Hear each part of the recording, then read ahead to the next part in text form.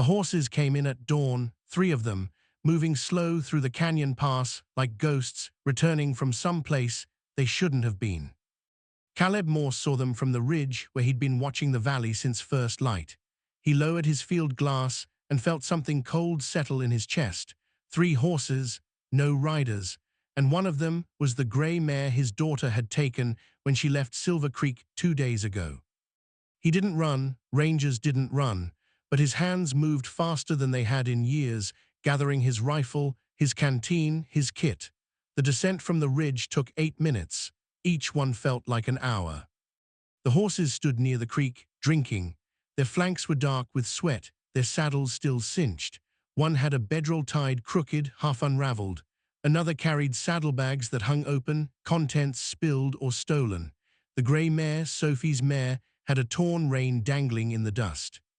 Caleb approached slowly, his boots soundless on the sandy ground. The animals didn't spook. They were too tired. He ran his hand along the gray's neck, felt the dried salt of hard riding, the tremor of exhaustion in her muscles. "Easy girl," he said quietly. "Where is she?" The mare's saddle was empty but not clean. There was a dark smudge on the horn, rust brown, the color of old blood. Not much, just enough. Caleb's jaw tightened. He checked the other 2 horses. Both carried brands he didn't recognize, hired mounts maybe or stolen. The saddlebags held nothing useful, a tin cup, a soggy kerchief, a pouch of tobacco that had spilled open. No papers, no identification, no clues. He moved back to Sophie's mare and crouched beside her hooves, studying the ground. The tracks were a mess, dozens of prints overlapping, coming and going, impossible to separate at first glance.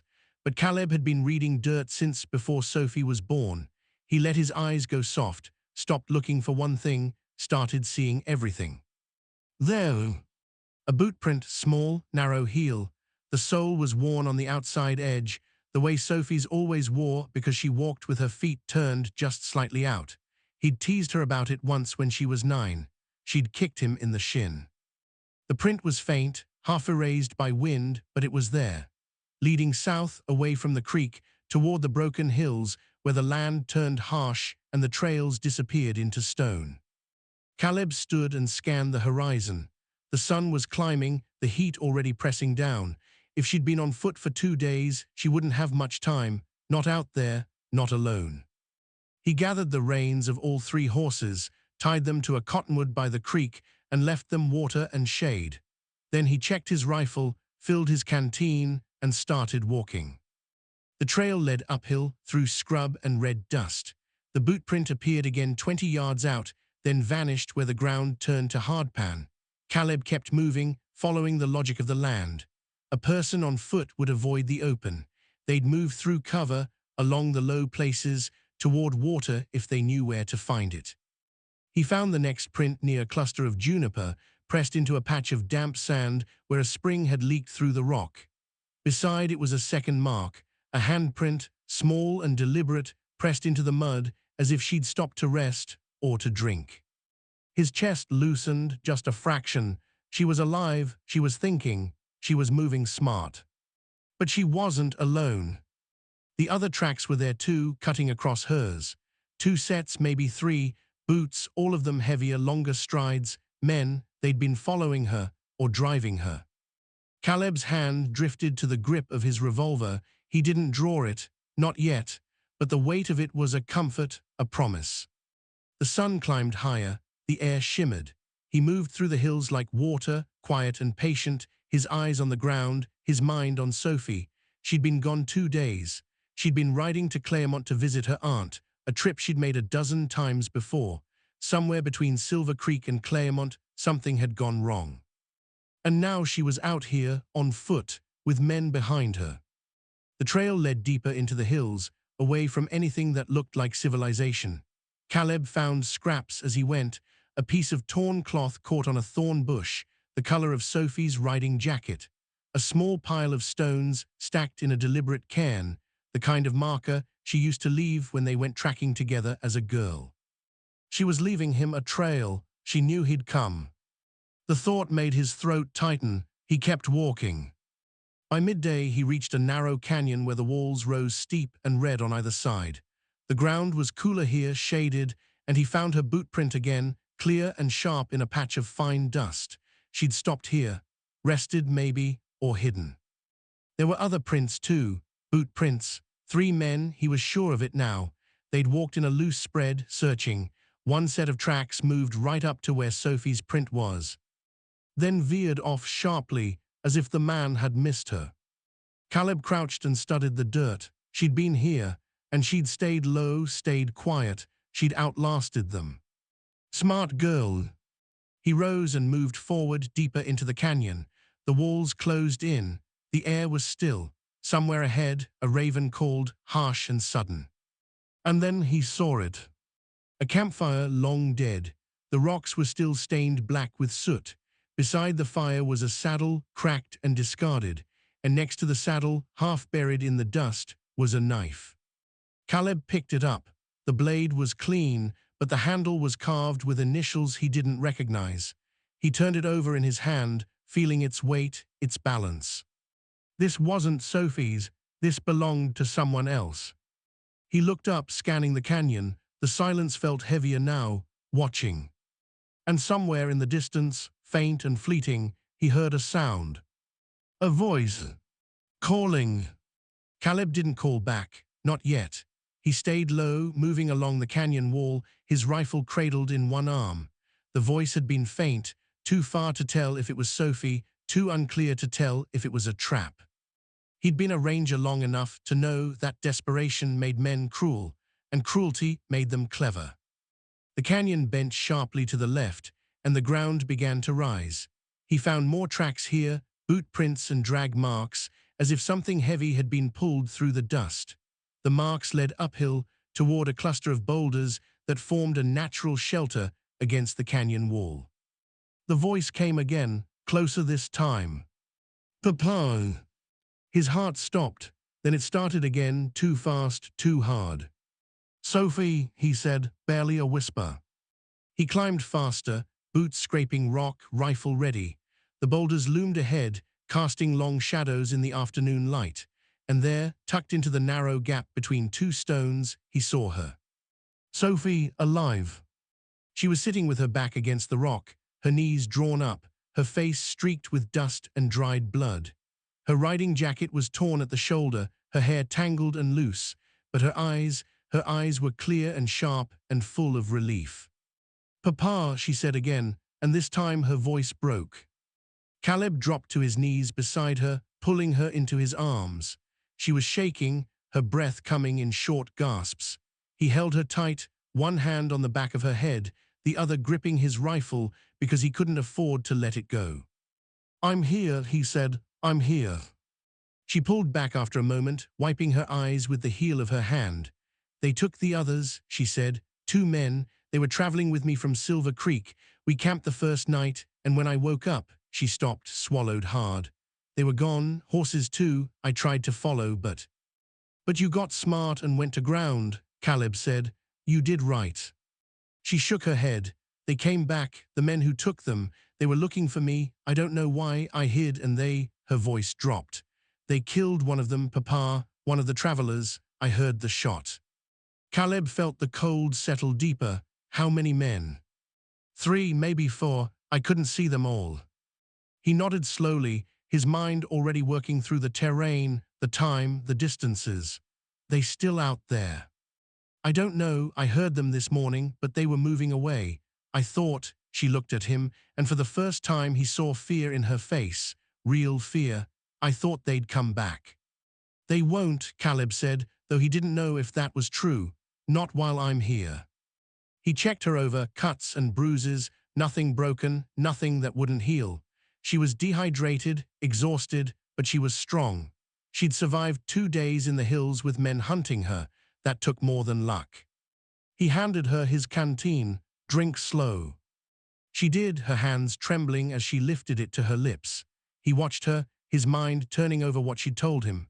2 travelers, taken or killed, 3 or 4 men, armed and dangerous, and Sophie caught in the middle of something she didn't understand. Why were they after you? He asked. I don't know, she lowered the canteen, wiping her mouth.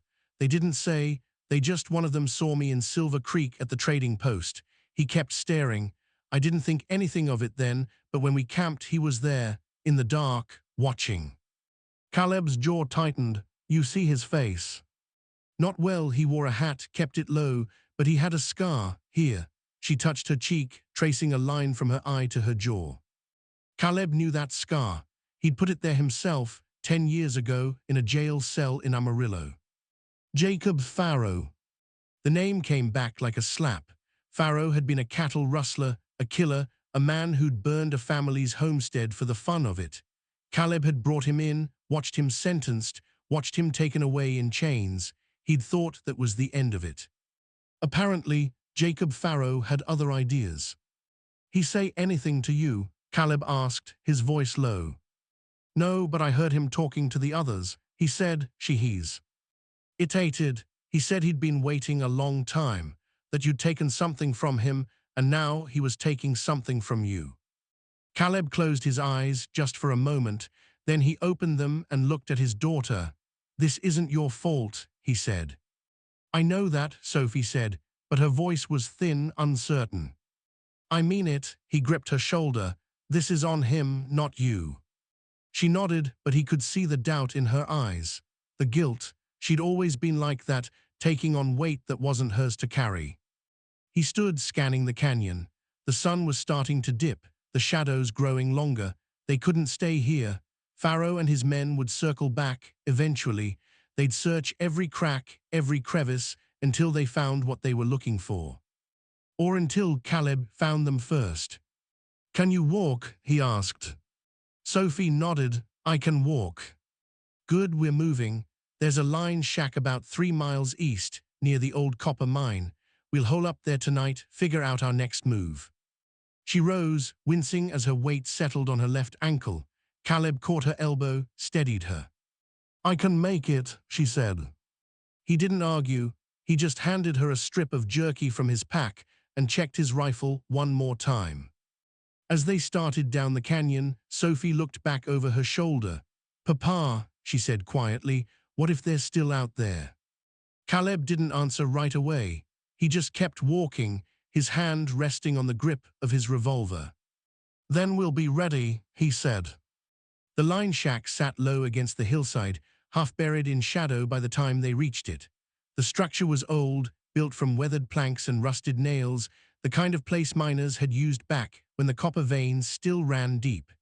Now it was just a shell, 4 walls, a sagging roof, and a door that hung crooked on its hinges. But it had cover, and cover was all they needed. Caleb pushed the door open with his boot, rifle raised. The inside was dim and musty, smelling of old wood and animal nests. A single window on the far wall let in a sliver of fading light. The floor was dirt, packed hard by years of footsteps. Empty. He stepped inside, Sophie close behind him.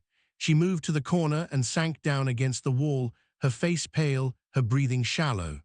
Caleb checked the window, then the door, then the gaps in the walls where the planks had warped and split. Defensible, barely. He set his rifle against the wall and crouched beside Sophie. You hurting?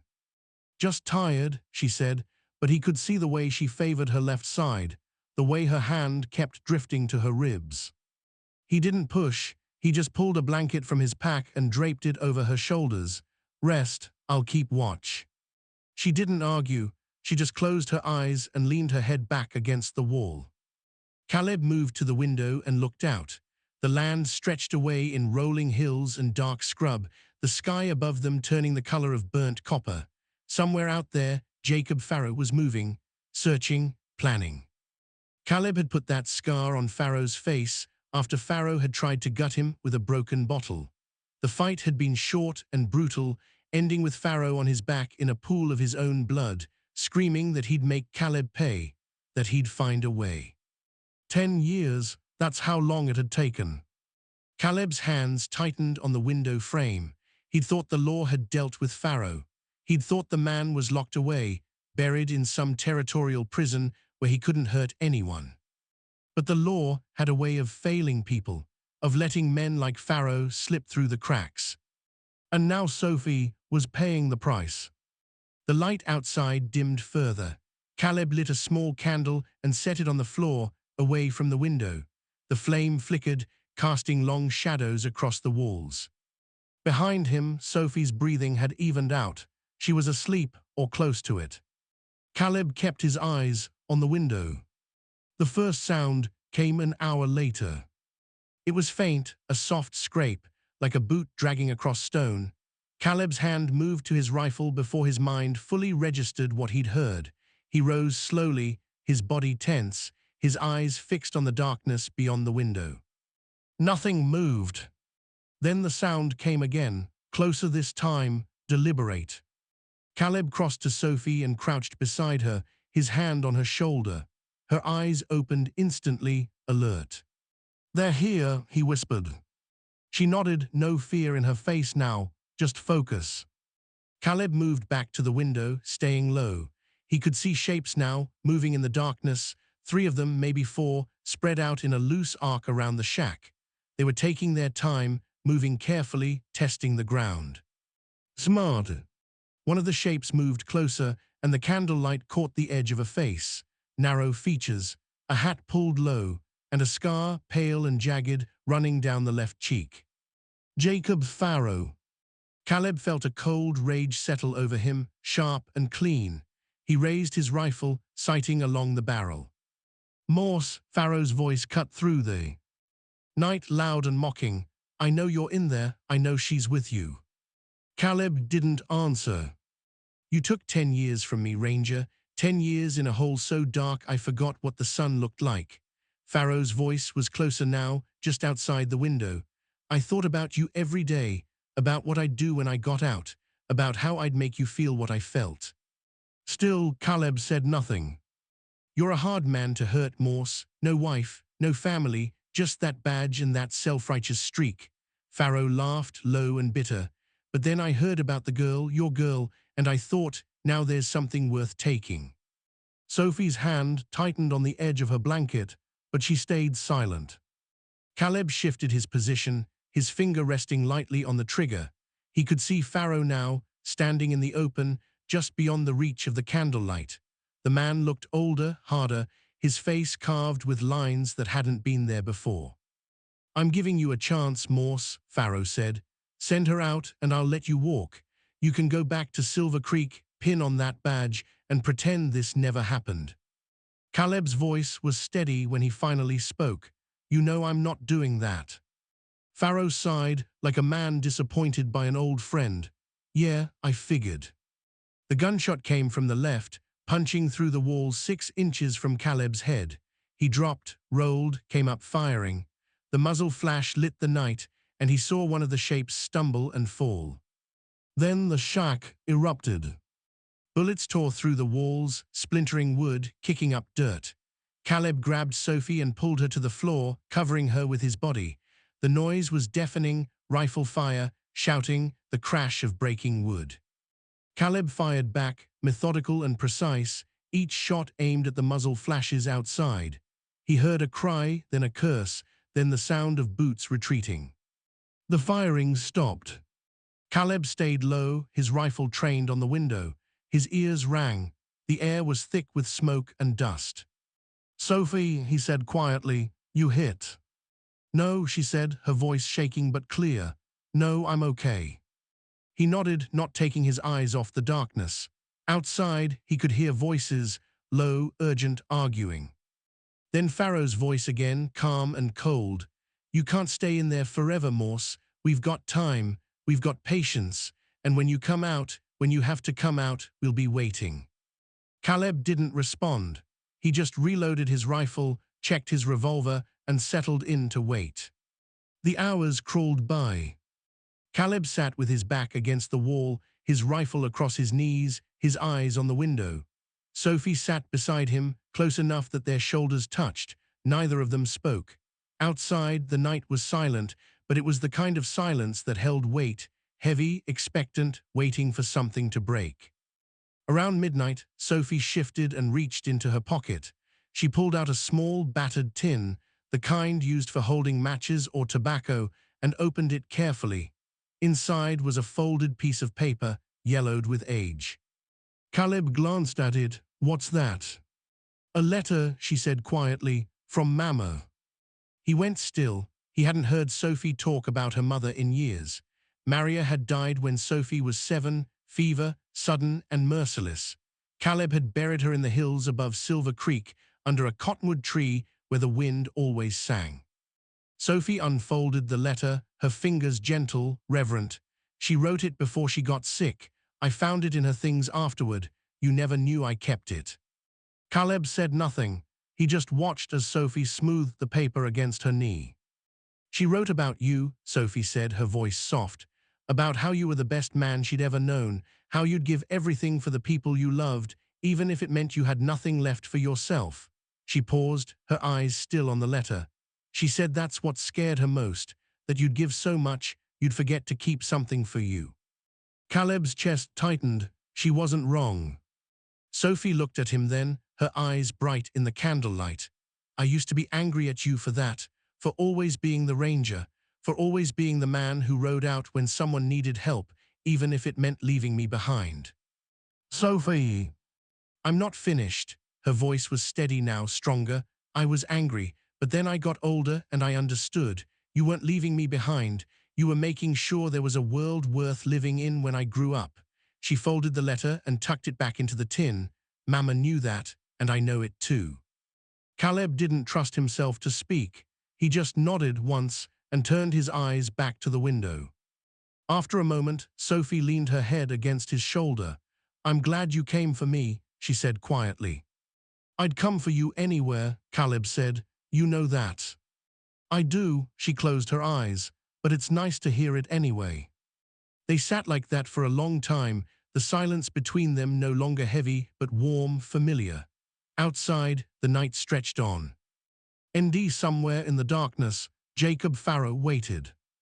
But for now, in this moment, Caleb let himself feel something other than rage or fear. He felt grateful. When Sophie finally fell asleep, her breathing soft and even, Caleb stayed awake. He thought about Maria, about the life they'd built together, brief and fragile as it was. He thought about Sophie, about the girl she'd been and the woman she was becoming, strong, smart, stubborn as hell. Like her mother. He thought about the choices he'd made, the men he'd chased, the justice he'd served, the people he'd saved.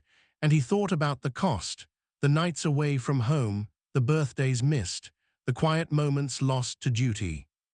Maria had been right. He'd given so much of himself to the work that sometimes he forgot there was anything left. But sitting here now, with his daughter beside him, he realized something. There was still something left. There had always been something left. He just had to hold on to it. As the first hint of dawn began to gray the eastern sky, Caleb heard movement outside. Soft, cautious, someone testing the perimeter. He rose slowly, careful not to wake Sophie, and moved to the window. The shapes were there again, 3 of them, circling the shack in the pale light. They were closer now, bolder. Farrow stood at the center, his face half hidden by shadow. He was staring at the shack, his head tilted, as if listening for something. Caleb raised his rifle, sighting along the barrel. And then Farrow spoke, his voice carrying clear across the distance. "I know you're awake, Morse. I know you're watching." Caleb didn't respond. "Here's the thing," Farrow continued. "I've been thinking, maybe I don't need to kill you. Maybe I just need to take her, let you live with that, let you spend the rest of your days knowing you couldn't protect the one thing that mattered."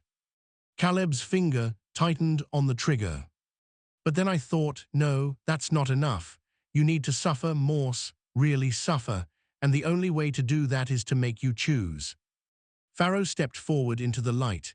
In his hand he held a revolver, the barrel pointed at the ground. "So here's the deal. You walk out here right now and I'll let her go. She can take a horse, ride back to Silver Creek, and pretend this never happened.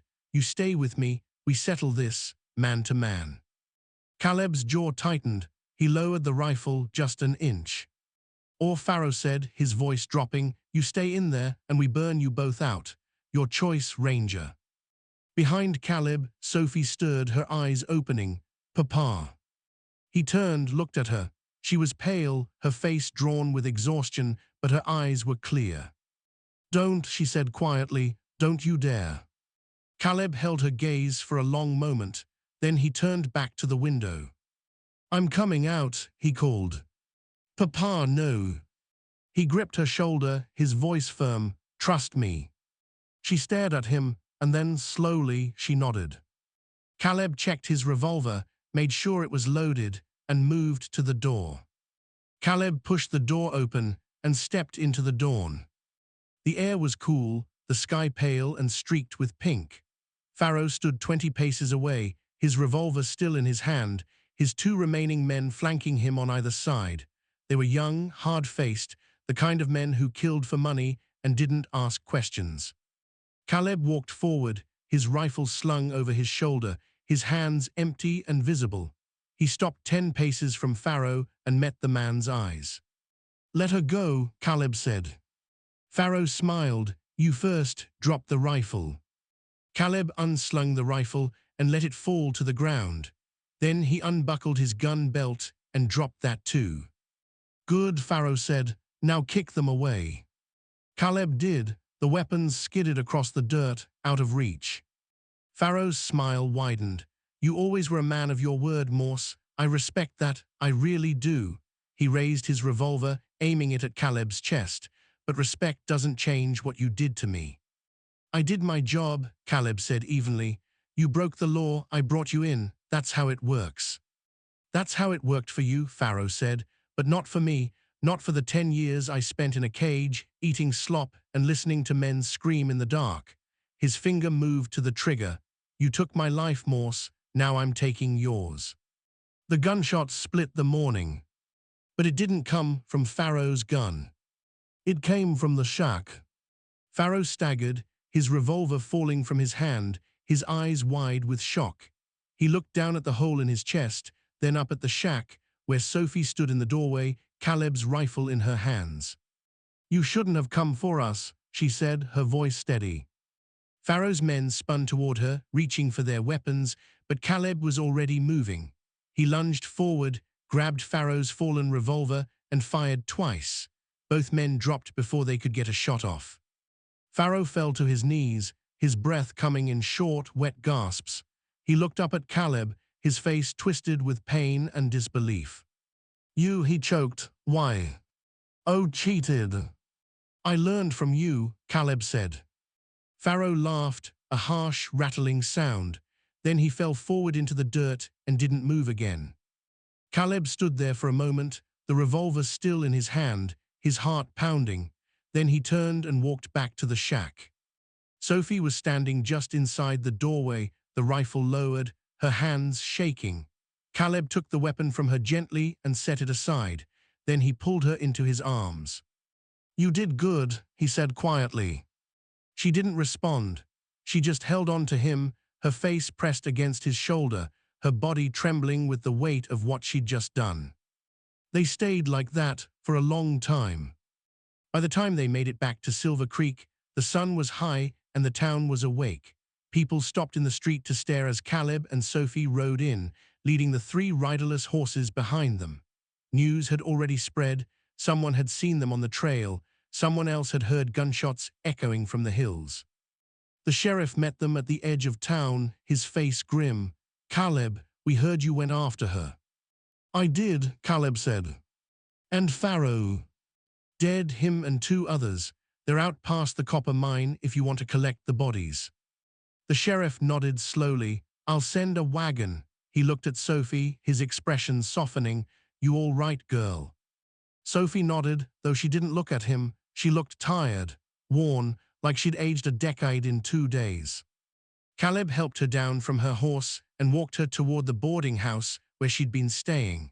People whispered as they passed, but Caleb ignored them.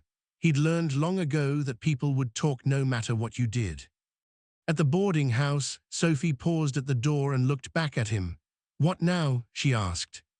"Now you rest," Caleb said, "and when you're ready, you go visit your aunt in Claremont, finish what you started." "And you?" Caleb shrugged. "I'll stay here, make sure the law ties up the loose ends, make sure you're safe." Sophie studied him for a moment, then stepped forward and hugged him again. "Thank you, Papa," she said softly. Caleb held her tight. "You don't have to thank me. I'm your father. It's what I do." She pulled back, her eyes bright. "I know, but I'm saying it anyway." He smiled just a little and watched as she went inside. 3 weeks later, Caleb stood on the ridge above Silver Creek, watching the valley spread out below him. The town looked small from up here, fragile, like something that could be swept away by a strong wind. But it was still there, still standing, and so was he. He thought about Maria, about the letter Sophie had carried all these years, about the words his wife had written, the warning she'd left behind. She'd been right. He'd given so much of himself to the work that sometimes he'd forgotten to keep something for himself. But not anymore. Down in the valley, Sophie was preparing to leave again, this time with a proper escort and a loaded rifle she now knew how to use. She'd be fine. She was strong. She'd proven that. And Caleb would be here, watching, protecting, not because he had to, but because he wanted to. Because some things were worth holding on to. The wind picked up, carrying the scent of dust and sage, and Caleb turned his face into it. Somewhere in the distance, a hawk cried, sharp and wild. And for the first time in a long time, Caleb Morse felt at peace.